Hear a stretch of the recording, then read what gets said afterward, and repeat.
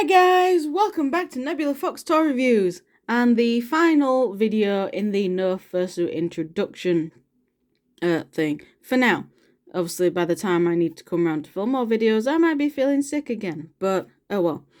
Anyway, today we are going to be looking at Drogon, the main dragon from Game of Thrones. This is the McFarlane Toys figure of it. It's a pretty old figure by now.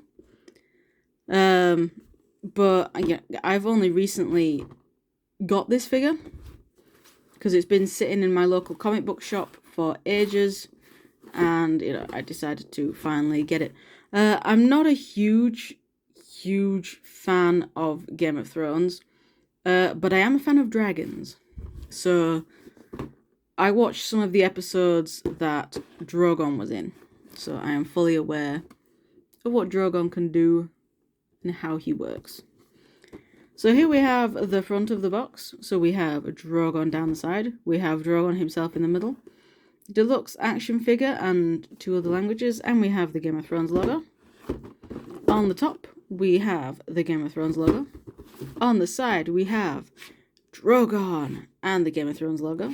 And look, his name.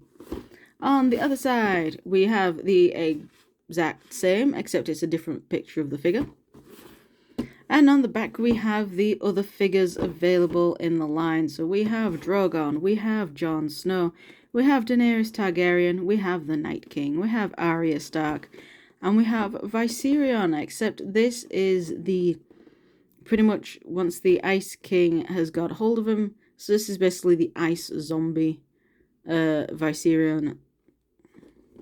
That is cool. I do believe in the comic book shop this box was kept in the window, so the back of the box, because the back of the box does look a wee bit sun bleached, but I don't care because this is gonna go in recycling. This is definitely old. Look at that old Instagram logo. That is not the Instagram logo anymore. I don't even know if that was the Instagram logo when this figure was made, or if they've just pulled that off of Google. But anyway, let's get Drogon out of the box and take a closer look at him.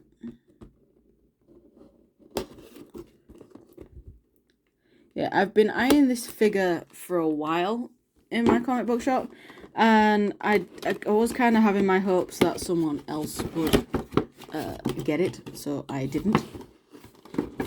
But no one else did, probably because they got him somewhere else. They probably got him somewhere else. And they probably got him cheaper, because everywhere that had him would probably wanted to get rid of it. So we got the base,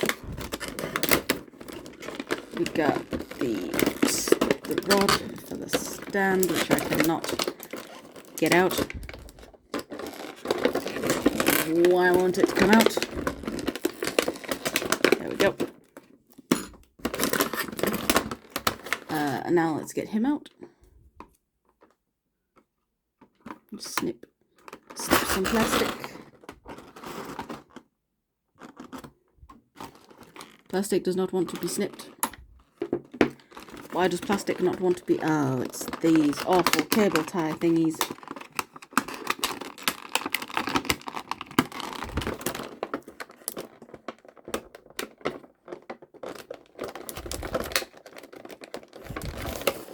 Right, hold on. I'm getting him out.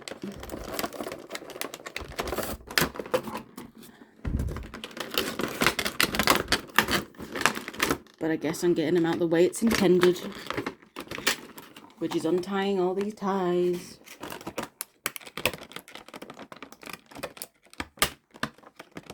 So,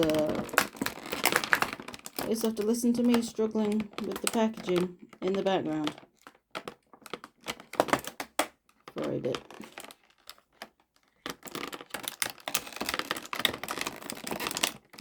There we go, that's this one.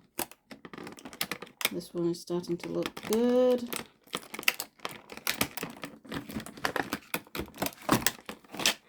I think. Right, hold on, I'm going to pause it and get him out, and then I'll come back. Okay, I am back. That was certainly the wee bit of a fight. But anyway, here is Drogon, and he looks really cool, but also kind of not at the same time. Detailing wise and just the looks of the dragon, he looks amazing. I mean, the detailing on him is so damn good. Come on, camera. Yeah, the detailing on him is really good.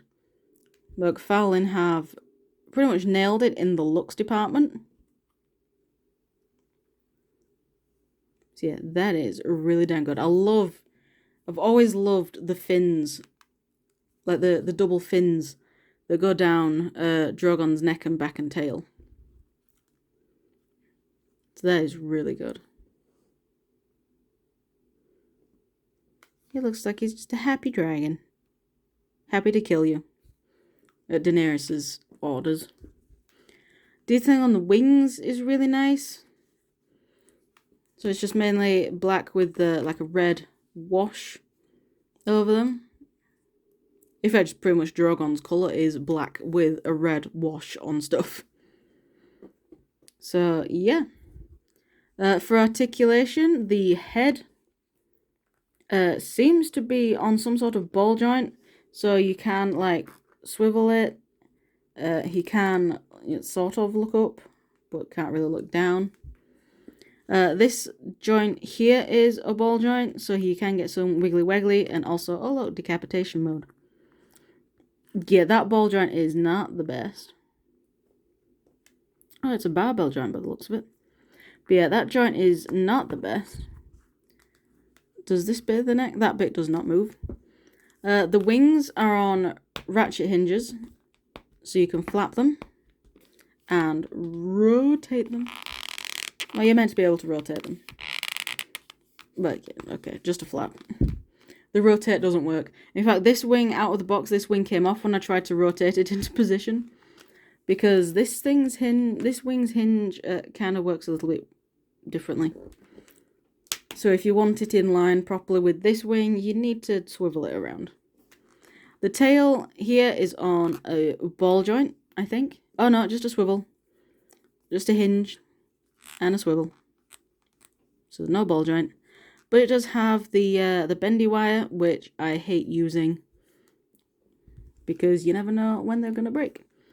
And the legs can pretty much only go forward and backwards, and that's it. So that's it for Drogon. Can't really do much. For display, you can put him on... You can stand him on the base. I'm not entirely sure which way round he is meant to peg. I think he's meant to peg this way around. Because that looks like it's made for the bottom of his feet.